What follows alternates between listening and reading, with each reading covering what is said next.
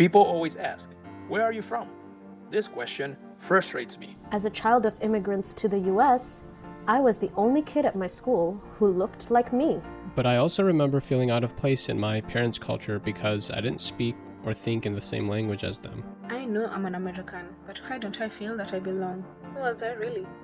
Where was my true home? I felt like I was one person with my American friends and then had to become someone else around my parents and their community. I always felt like a chameleon. With my parents, there was a lot of pressure to succeed at school, at business, and at life. I was the hope for my family.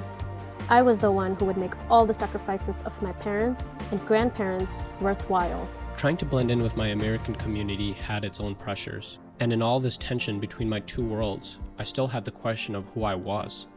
I felt lost, without hope, and without peace. I came to a crisis point in my life. Could I know who I really was? Was there any place where I truly belong, where I didn't have to perform to find acceptance? One of the things growing up was the question of Jesus.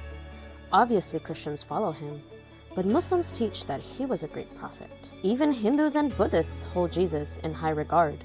Who was he really? I remember hearing about Jesus from a friend. I was surprised to hear about how his teachings really dealt with the needs of real people. He wasn't just saying vague spiritual stuff, but he was healing sick people and critiquing the religious teachers of his day for taking advantage of the poor and vulnerable.